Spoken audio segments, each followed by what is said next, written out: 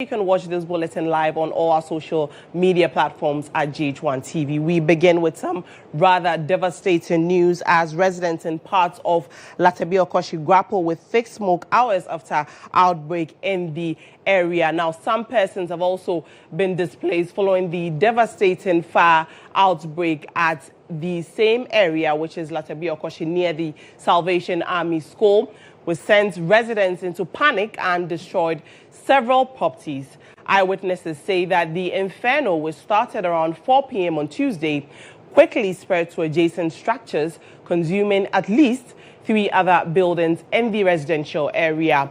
The Ghana National Fire Service reportedly faced difficulties containing the blaze due to limited access to the affected area, slowing down firefighting efforts.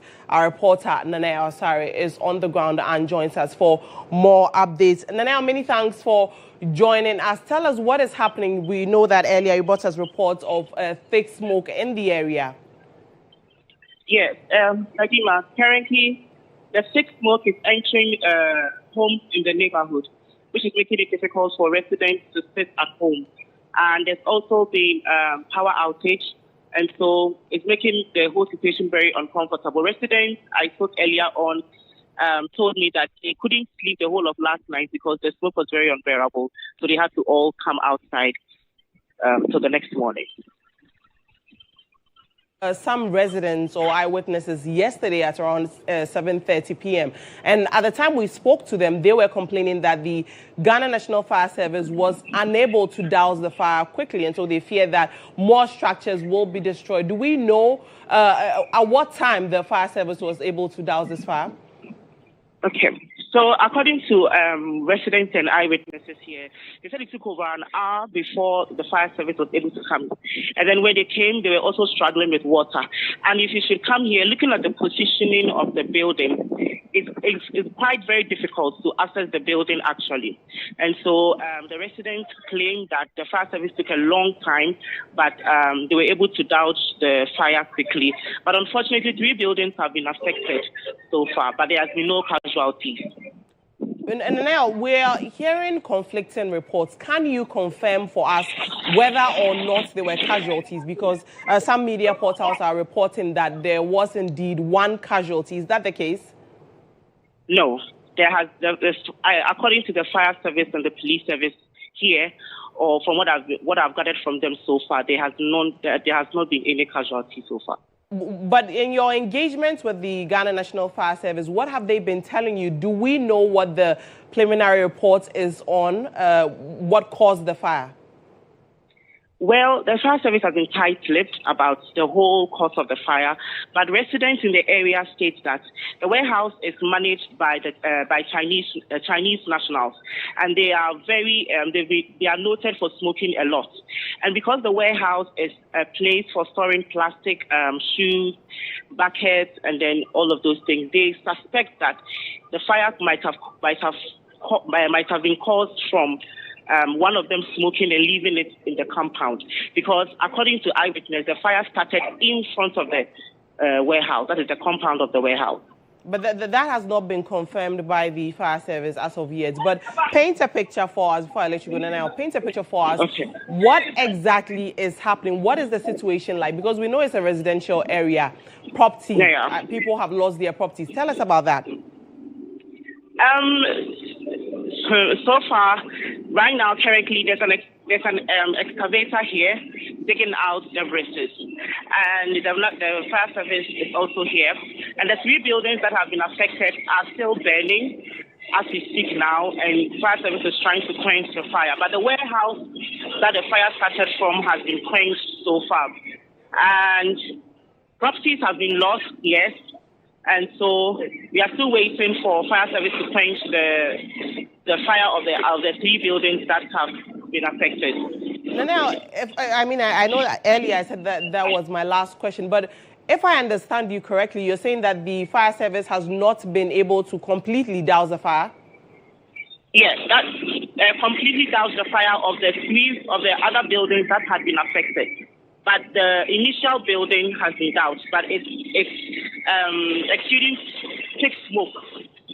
but the fire has been doused. But there's an excavator here digging deep to see if there's more fire inside that the fire service does not know of. Yeah. Okay. Grateful for those updates. That there is our reporter who's currently at Latio Koshina now, Asari, bringing us those updates. But away from the fire, let's do some politics now, as the New Patriotic Party has issued a blistering condemnation of what it calls a growing culture of political harassment under President John Dramani Mahama's administration following the arrest and detention of his Bono Regional Chairman, Kwame Bafo, popularly known as Abonye DC.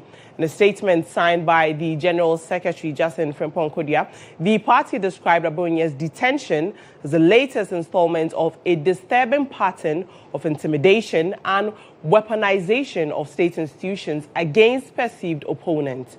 Now, the NPP accused the government of focusing on silencing dissent while neglecting urgent national security crisis, pointing to communal clashes in Boko, Kwanta and Binyeri that have claimed over 32 lives and displaced more than 50,000 people. The party further warned that Ghana is witnessing the resurrection of a dreaded culture of silence and criminalization of speech abolished in 2001 with the repeal of the criminal libel law. The statement comes after Abonye DC was on Tuesday remanded by the Accra Circuit Court until September 12. He faces 2 provisional charges, which includes the publication of false news with intent to cause fear and panic and offensive conduct to breaches of peace. Sort of relief after seeing my client today, having the opportunity to conference with him and afford him the necessary and needed legal representation in court. I mean, today, I think just some minutes before court, we had the opportunity to conference and we represented him in court. Unfortunately for us, my lord decided that he should be remanded into custody and reappear on the 12th of September. We will go back in high spirit and fight until our client is released.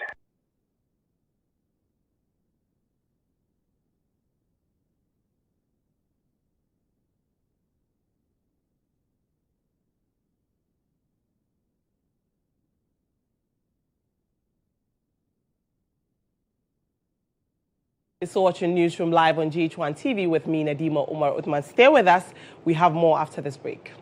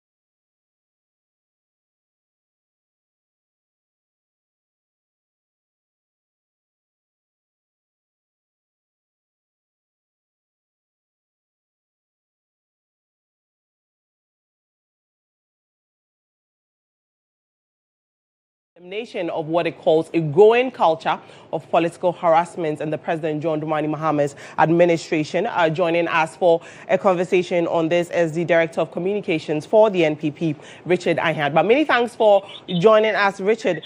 Your party is saying that you premise this issue or the statement based on the arrest of Abronye DC.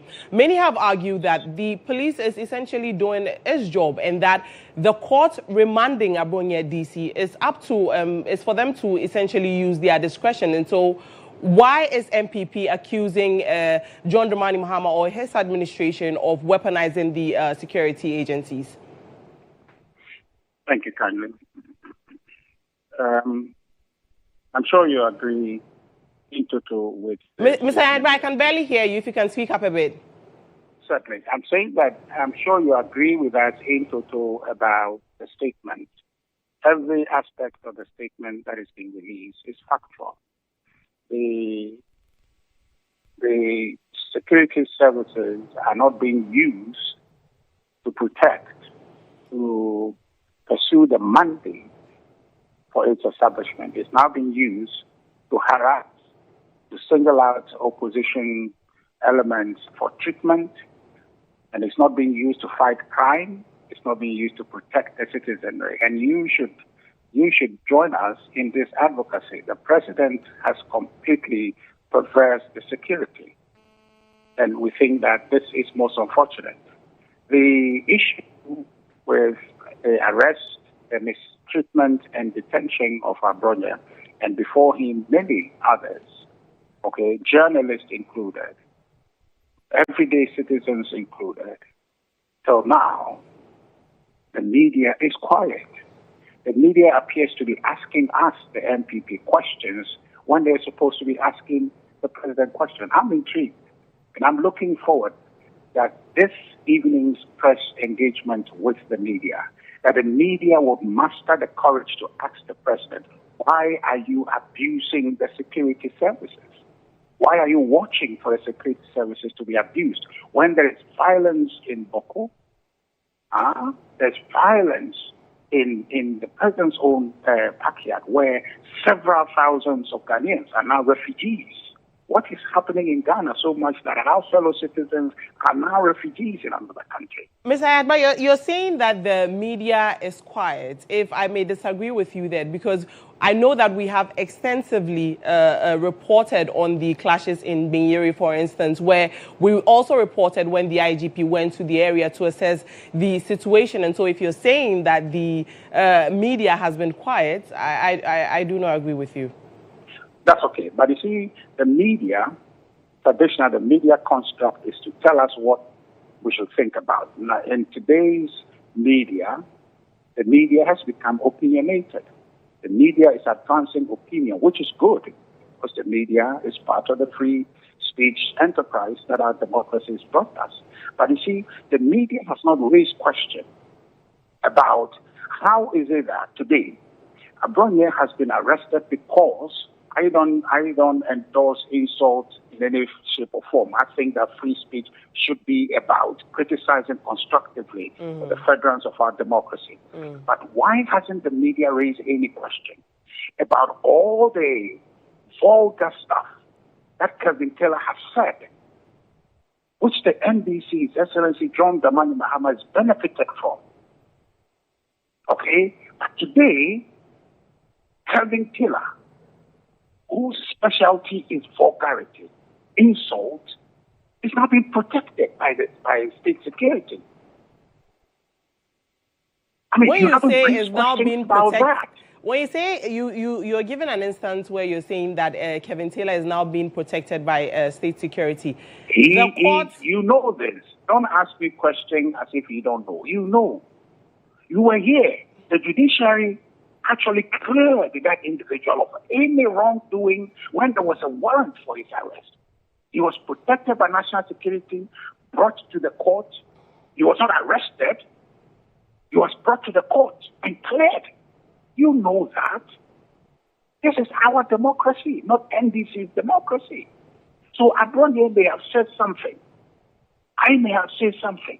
You may have said something. The president may not be happy about it. But you see, this democracy is not about the president. It's about us, the people. Because, you know, we have given him our power to exercise on our behalf. Right, Mr. Power should not be used. I'm coming. Let me just land for you. Okay. That power we have given to the president should not be used to bully us. Should not be used to abuse us. The president's own backyard. Look at the mess that is happening. Look at the pain that fellow Ghanaians are going through. Look at Boko. Look at Galamsey. Why are we not using the security? Just on the September 2nd, in Akwitia, the vice chair of the NDC abused and assaulted an individual, threatened on others. But that individual is walking free, and you media seem okay. That Sofo Azoka is walking free, Kevin Taylor is protected by the security, but Abronya should be arrested, detained, mistreated, carrying the Black Maria.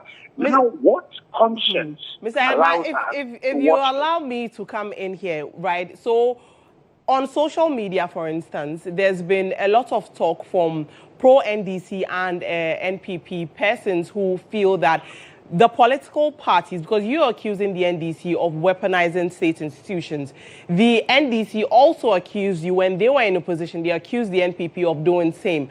So many are essentially putting the blame at the doorstep of your or the political parties for contributing to this. What would you say? Beautiful sister, here is the conversation, aggressive conversation.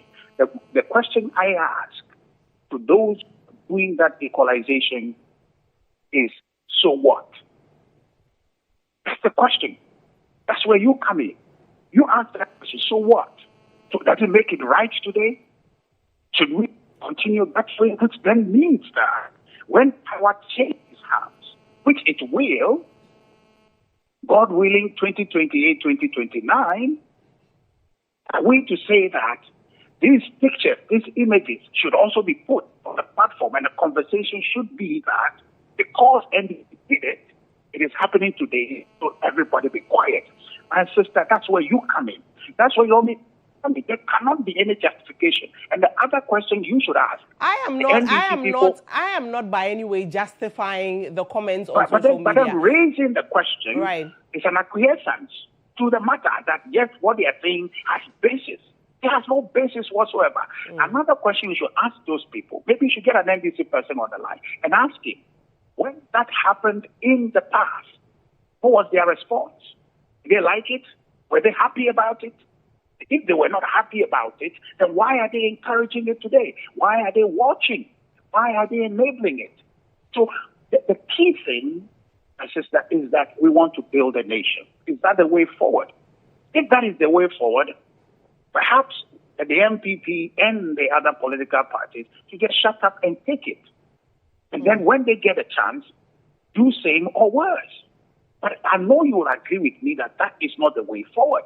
So if that's not the way forward, why are we engaging and indulging this backward conversation by people bringing pictures that yesterday happened, and so therefore that's the justification for why it's happening today and why it must happen today. Right. You should be able to go to the... I know, just quickly. Right. I know your media house is invited to the president's press engagement.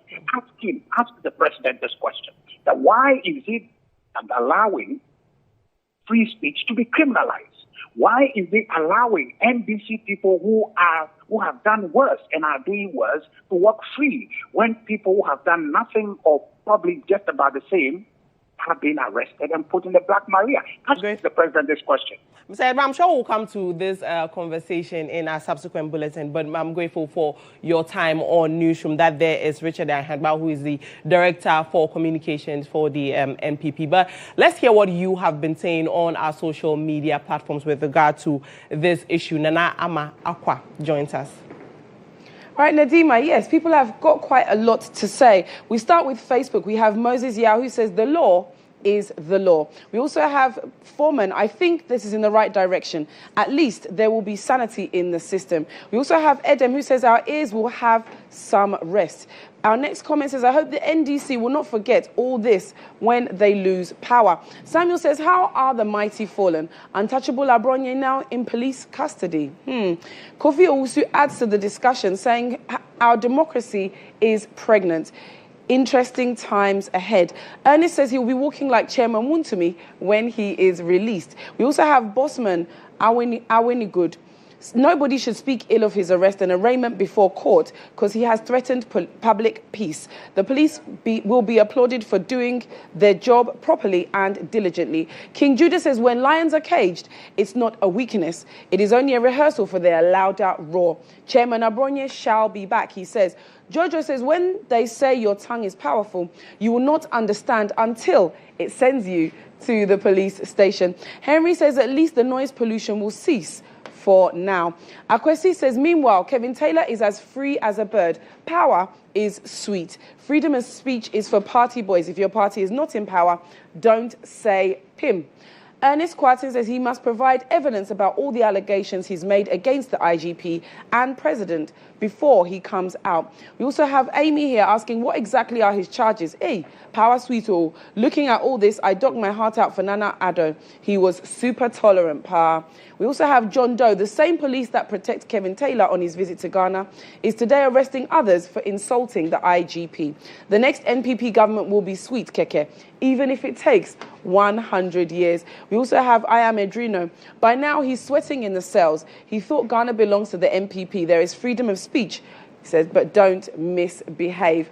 Well, that is what you had to tell us. Continue to send us your messages on Instagram, on Facebook, and on X, and we will continue to read out your comments. But the question is, if your party is in power, does that mean you get more to say or less? My name is Nanama Akonadima. Back over to you. Nanama, interesting comments there. I just hope that a time will come where both political parties will do the right thing so that one does not accuse the other of weaponizing the state institutions. But away from that, chairperson of the Public Utilities Regulatory Commission's Stakeholder Committee, Nanaya Ajantwa, has assured Ghanaians that there will be no immediate increment in utility tariffs, despite proposals from the Electricity Company of Ghana and Ghana Water Limited. The potential hikes have sparked public concern over affordability, sustainability within the utility sector, and also a broader economic impact on households and businesses.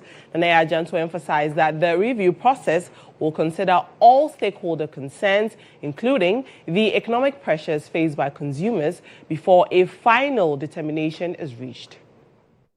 You know, in 2022, the PURC went through a major tariff review process, and we gave them a tariff. They've come to tell us what they use the money for, but not us as PURC. They have to speak to the public. So we have two types, which is stepping law: the stakeholder meetings and also the public hearings. So now the process at which we are is the stakeholder meetings. Whatever percentages we see right now, it is the percentages that they have proposed. These are not percentages that we are. I mean, we don't know whether we'll give them or not. So after everything, the PURC is going to sit down and also interrogate these numbers, these figures, so that at the end of the day, we'll decide what is in the interest of the consumer and the financial viability of the utility service provider. We shouldn't be alarmed. We are seeing some huge figures, but these are proposals, and we want to reiterate and emphasize that these are proposals. To one of our headline stories, dozens of suspended employees of the Ghana Water Limited are converging, or they converged at the Independence Square in Accra today, preparing to essentially picket and demand answers for their reinstatement after a nearly 7 months suspension. The aggrieved workers, who have been on suspension since February 11, 2025, say the prolonged action has left their families in financial distress and raised questions about the company's handling of internal disputes.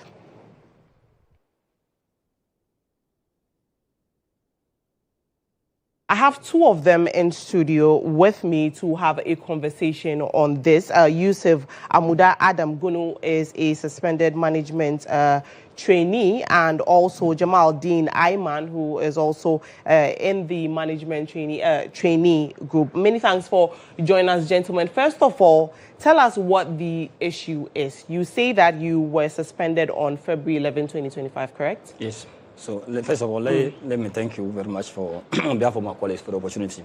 And also, I want to make this statement clear that our intention is not to reflect any negativity on the current administration, but it's about pocket and money, or money and pocket. And also, it's about life and death. The issue is that we were recruited in November 2024. Our recruitment issue started in September, way back in September. That was when we started interview. I attended my interview on September 9th. We received our appointment letters in November 2024. We did our medicals in November 2024. We were posted before elections. Though the company, with their own arrangement, stated that we should report our various offices in January 13th. So on January 13th, we reported to our various offices. And in February 2025, 11 February, the MD issued new directives asking the regional chief managers to suspend us from the workplace. And the letter, what contained in the letter was that they are going to do audit, comprehensive audit. And from that time up to date, we are almost 8 months now. No formal communication has come from the MD, neither from the company. We have engaged a lot of stakeholders to plead on our behalf. This includes the Speaker of Parliament and his two deputies, the majority leader, the minority leader, Honorable Haruna Idrisu, Honorable Mutaka Mubarak, Honorable Ablakwa. We engaged them to speak on our behalf or plead on our behalf. We didn't get any response from them, and we went ahead to was in place with the Yagbangura, the overlord of Gonjaland. The Yagbangura called our MD more than 2 times to plead on our behalf to reinstate us. And from then up to date, we haven't heard anything. We went to Yana, the overlord of the bank, when we petitioned some of the chiefs. We'll get to that, okay. But Jamal Dean, yes, right? Please. Yes, please. You say that you started work in January. Yes, please. And then in February, the MD said that you were to be suspended because we were going to do an audit. Yeah. So essentially, you worked for less than a month. Yes, sure. In your contract, I'm sure you received the contract when you were employed. Yeah. What was in the contract? Actually, I want to greet my colleagues who are at home monitoring this particular television station. The fact of the matter is that inside our appointment letters, it was stated that we are going to be engaged for 6 months as far as probation is concerned with the labor work law. So when we started in January, though we had our appointment letters in November last year, that's 2024, before the general election. So when the appointment letters came, it was said that we are going to be engaged for probation period, that's 6 months, before everything is going to be finalized or concluded to consume us into the company or to absorb us into the company as a whole. So when we started, we all got our appointment letters to go to our workstations or our various stations from our regions to various regions that were posted. It was that way until we heard that we should all go home and then they are going to do a forensic audit about our process or the process involved in our recruitment. So it was true that till date. How many of you were asked to go home? We're more than 140. If for the per our own head count, we are about 141 or 144. All from Ghana Water Limited. So that's how our numbers are. But have you had engagements with them, for instance? Have they told you what the process is? Because if they say that you should go home because an audit is going to take place. Sure. After we try several to engage them, to hear from them what their report is saying, we are not hearing anything from them. We are all pinpointing the MD to speak to us what the audit is telling them or what they have gotten from their audit. But still, they are not communicating to us. The last time we had a head-to-head conversation with the MD per our leaders who went to meet him, he said everything is done. He's now waiting for the board to be formed by the new government, the new board for the Ghana Water Company. So after the board is formed, close to 2 months now, or even 3 to 4 months now, we haven't heard anything from the board. And still, we are home. We don't know what our fate is. You over 100 of you met at the Independence Square earlier to, of course, protest over this. What are your demands? Okay, our demands is we need reinstatement. That's the only demand we need. We want the company to reinstate us because let me just bring your notice to something. The president of this country formed a committee led by the Labour Minister, and Nana Oyelita was the chair. What's the name? Co-chair to that committee, and the president tasked them to do audit on recruitment that was done under the previous administration. And that report, they submitted a report to the presidency. By our own search, the report stated that all those who received their appointment letters before December 7th should be called back. And I'm tempted to believe that report because when you look at other sectors like GRA, Lands Commission, GHOne, they have called their, for them, they was terminated, a sack, not even suspended. They have called them back. And we don't know what crime we have caused. And this, our current MD, refused to call us back. And now... because of time, Jamaldeen, I want you to tell us what this suspension has had, the impact it has had on your members. In fact, frustrations have set in as far as this suspension is concerned. A lot of us are in depth, moving from your region to a different region to work, how to adjust yourself into the system there is not going to be easy, or it wasn't easy for all of us. So a lot of us took loans, a lot of us wrote resignation letters to their various working places before the appointment of Ghana Water. So all these things has a very negative impact on our livelihood. A lot of us are having families, wives, children, even old men and women at home depend on us as far as survival is concerned. So all these things has put us into a lot of frustration, and then we are pleading to the government today, His Excellency John Dramani Mahama, who is a father to all, to step in, to speak to the MD on our behalf to see how they are going to help us go back to work. That's what we demand for now. All right. Thank you for joining us here on Newsroom. That there is Jamaldeen Ayman and Yusuf Almuda Adam Gunu, who are all staff of the of the Ghana Water Limited, but have been suspended.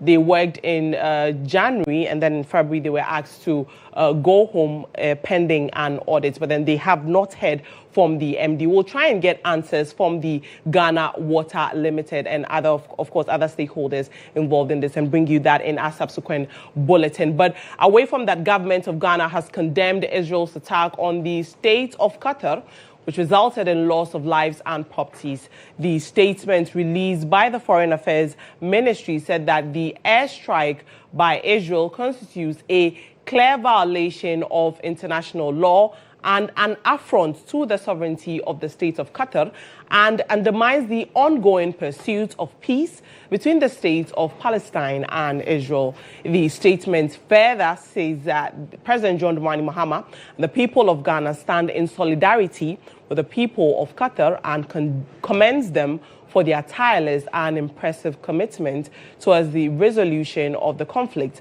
and further appeals that this condemnable act is not allowed to derail Qatar's efforts in negotiating a peaceful and diplomatic resolution of the conflict.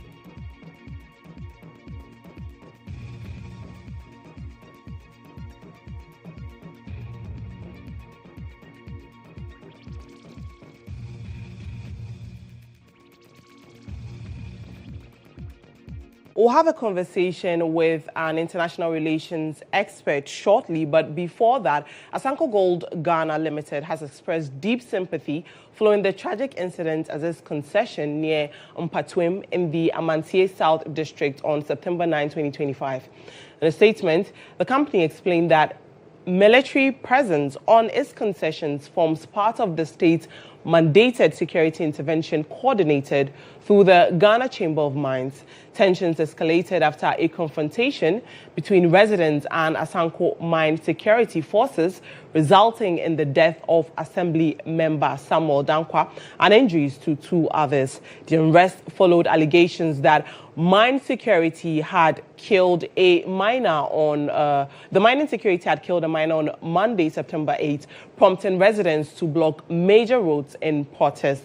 The company has emphasized its commitment to working closely with local authorities, government officials, and community leaders to address the situation and maintain constructive dialogue as investigations continue. Meanwhile, the Member of Parliament for Manso Nkwanta, Chinibua Koduafoko, has called for immediate justice and accountability following the fatal crash at Asanko Mines.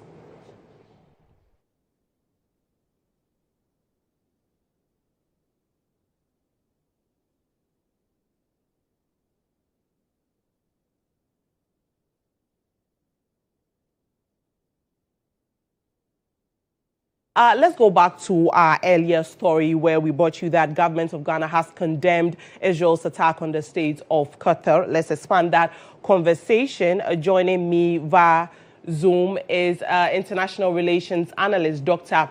Ishmael Lovo. Many thanks for joining us, Doc.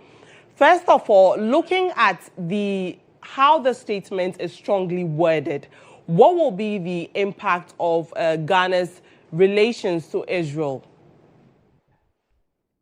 Thank you and good afternoon to your viewers. I think that the statement is appropriate given what Israel has done.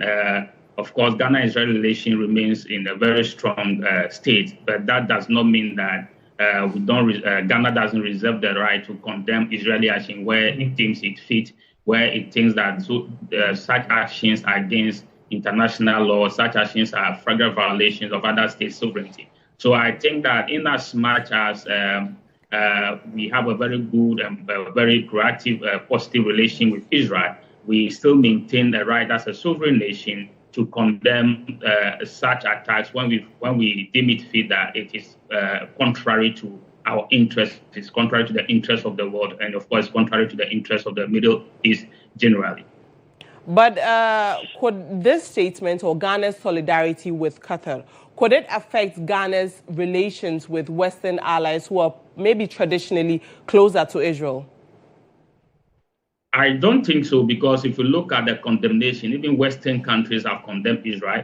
Of course, if you look at even the United States, although their condemnation is not as strong as we are putting it, you look at Britain, you look at France, you look at all the other Western partners.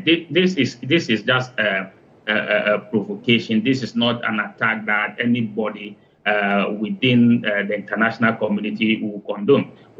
So, of course, you see the condemnation across board. So it will not have any major repercussion for Ghana's relation with the Western countries. And I think that Ghana is justified in stating this position, because if you look at the role Qatar has played in trying to resolve this conflict, one would have thought that Israel would have been more mindful in attacking a state like Qatar that has played a mediating role in this conflict so far. So virtually you are attacking those who are even trying to mediate the conflict. So it's as if you just want the conflict to prolong. You don't want an amicable settlement to the conflict.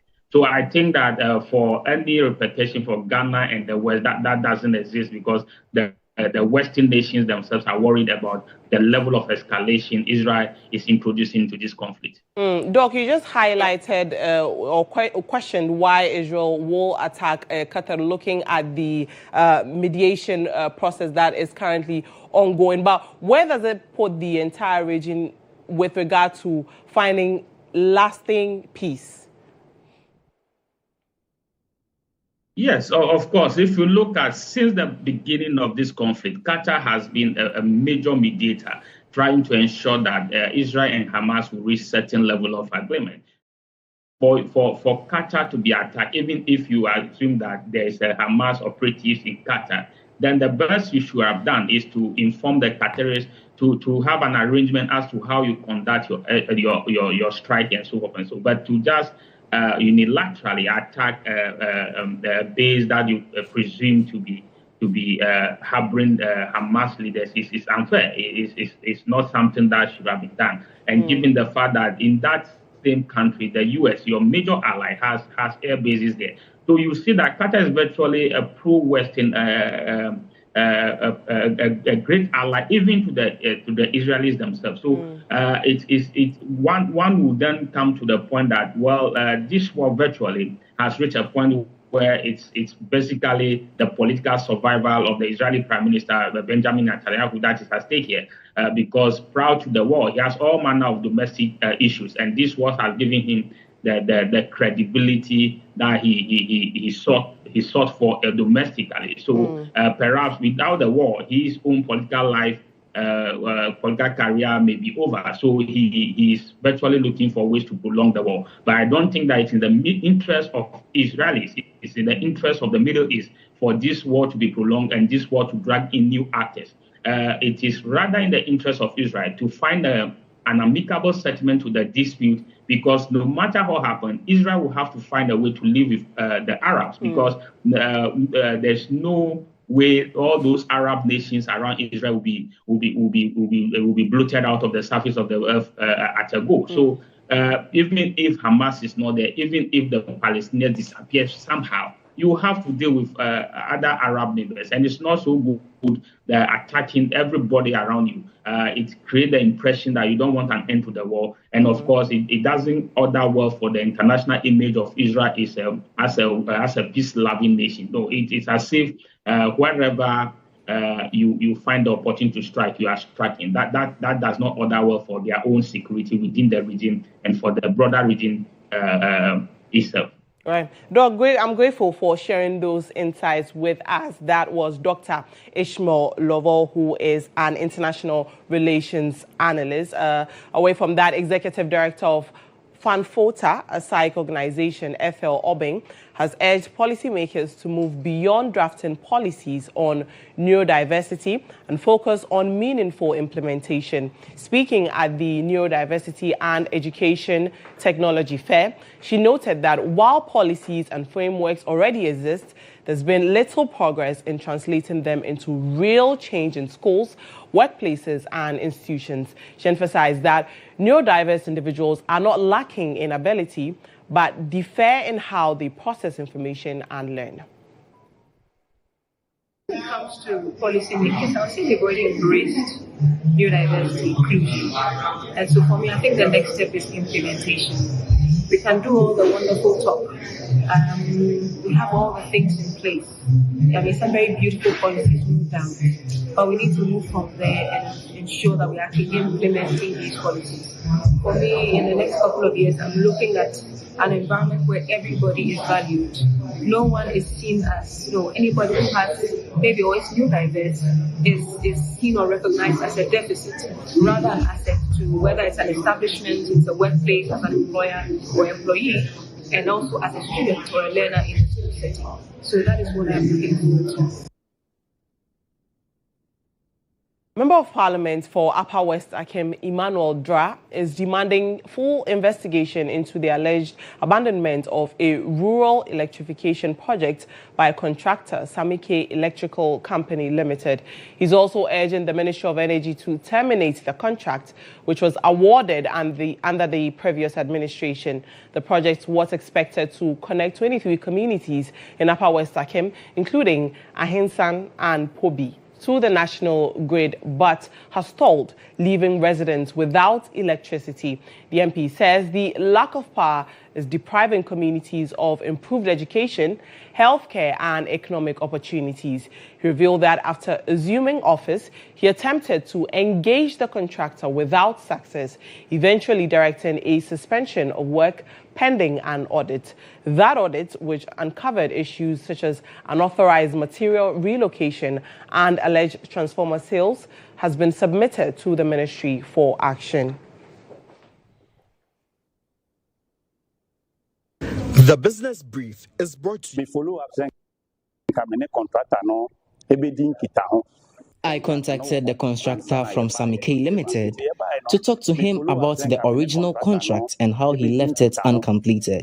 Reason being, the residents keep complaining that there's no light. ECG officials confirmed to me that the necessary materials were provided to ensure the community would be connected, yet nothing has been done. I therefore wrote a formal letter to the contractor demanding answers and also petitioned the minister on the matter. 50 kV. So we need to see all these things on the ground. The business brief is brought to you by Ghana, passion for technology.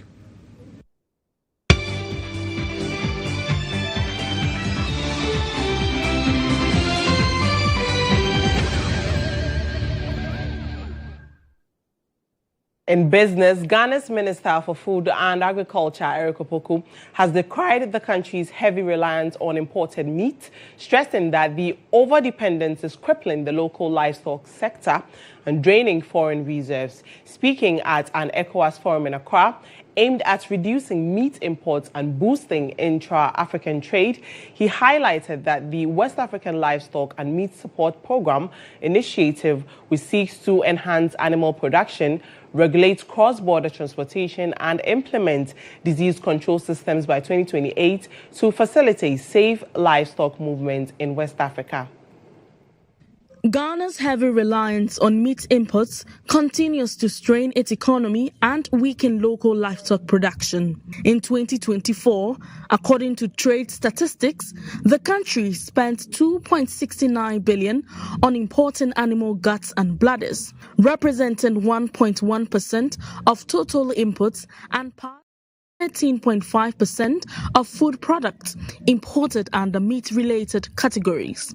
This growing dependence has raised concerns among stakeholders, prompting renewed efforts to strengthen domestic production and regulate cross-border livestock trade. The PACBAO program, introduced by ECOWAS in 2019, seeks to modernize the region's livestock and red meat trade by strengthening animal health market system and cross-border regulations. The first phase, which concluded in 2023, registered notable progress. The rollout of the second phase in Accra, backed by 8 million Swiss Development Corporation, will run from 2024 to 2028 and is expected to consolidate gains made under the first phase and strengthen policies that support regional self-sufficiency in meat production. According to Ghana's Minister for Food and Agriculture, Eric Opoku, the livestock sector remains underdeveloped despite abundant resources, forcing countries to rely on meat imports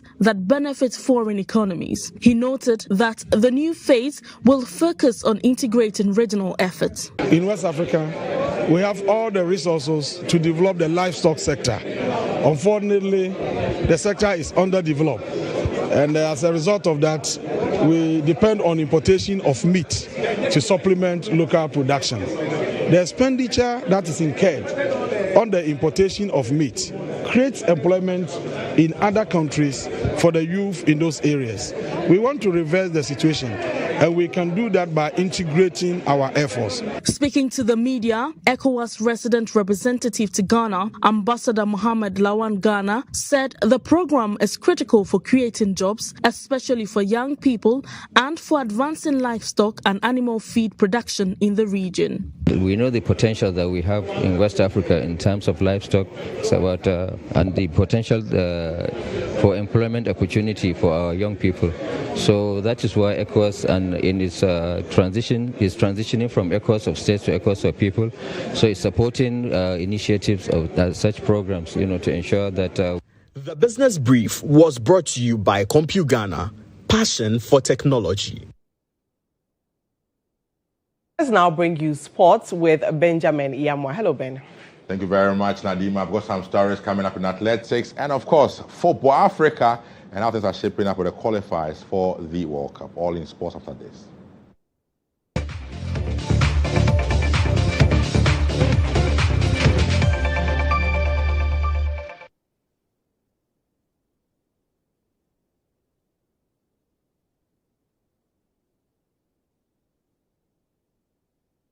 And of course, in sports, Ghanaian sprinters Benjamin Azamati, Joseph Paul Amwa, and Abdul Rashid Saminu will lead Team Ghana's contingent to the upcoming World Championship in Athletics in Tokyo after being included in the 8th athlete squad for the competition later on this month. Azamati will compete in the 100 meters as well as the 4x100 meter relay, while Joe Paul will compete only in the 4x1 meter relay. National record holder Abdul Rashid Saminu will make his World Championship debut, competing in his signature event of 100 meters as well as the 4x100 meter relay team. He has the 7th fastest time in the world currently, breaking the national record with a time of 9.84 seconds in July.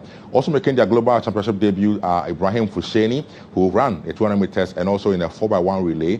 Barnabas again named as part of the relay squad for Ghana. The squad also includes Rose Amonima Yabua, a record holder for high jump for women. He's the only female athlete that's part of the Ghana team. And also completing the squad will be Alex Amankwao, compete in the 800 meters as well for Ghana at the upcoming championship that will be held in Tokyo in this month of September.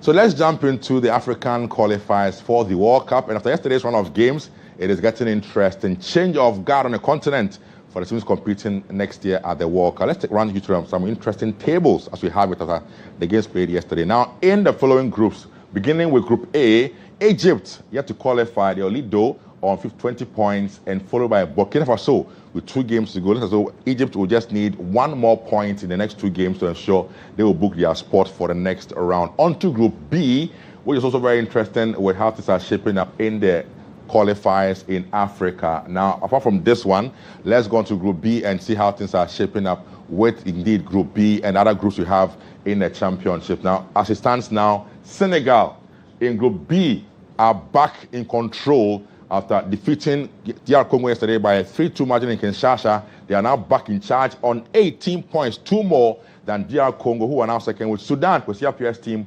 distant third. So in the last 2 games, it's either Senegal or DR Congo, one of them that will make it to the Mundial as it stands now in Group B. On to the next group as well, and it's Group C, where South Africa clearly have got 1 foot now in the World Cup after yesterday's draw with Nigeria. They lead on 17 points. Benin, surprisingly, are second now on 14. Look at Nigeria. Almighty Nigeria are third on 11. So it's confirmed Nigeria cannot qualify for next year's World Cup. That's official now. Unfortunately, Nigeria can't make it. Let's go on to the other groups as well. We have, and this is the biggest of the day, Cape Verde or Cape Verde in Group D. Look at it.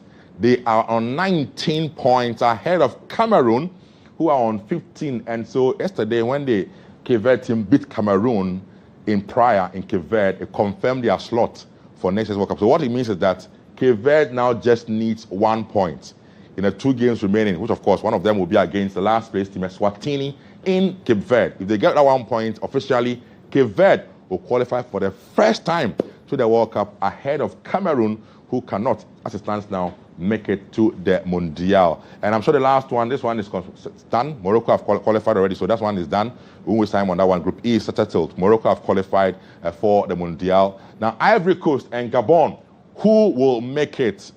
Gabon were held by Ivory Coast to a draw yesterday, so it means Ivory Coast to maintain a 1-point lead at the top, with Gabon second on the table. So that's the group there for you. And Algeria as well are not yet through, but they lead by some 4 points over Uganda. So let's see how things will go for Algeria as well. Tunisia have also qualified. So in Africa, it is Tunisia and Morocco who have qualified for the Mundial as it stands now. And this is Ghana's group as well. Ghana will need 3 more points to confirm their slot at the next World Cup. Madagascar and Comoros following that order in the group. So that's how things are looking like with African qualifiers. And so question is there been a change of guard with the teams progressing from Africa, with Cape Verde and the others now making a big case for themselves in a qualifier? So we'll follow and let you in on how things pan out next month when the games resume with the qualifiers for the World Cup. That should be it for us in sports here. Up next, international news.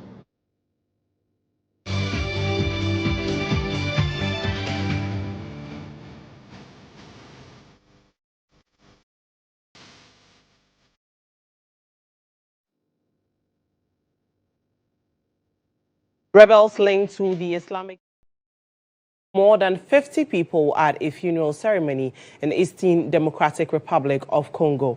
Most victims were reportedly hacked with machetes during the nighttime assault by the Allied Democratic Forces, ADF, on a village in North Kivu province. The attack is the latest in a series of ADF raids, shocking fears the insurgency is gaining strength. The ADF, which emerged in Uganda in the 1990s, accusing the government of persecuting Muslims, now operates from DR Congo and attacks both countries. Army spokesman Lieutenant Mark Longo says soldiers arrived only after the massacre had occurred. While the ADF has not commented, the Islamic State Central African Province, to which it is affiliated, has claimed responsibility, asserting more than 100 fatalities.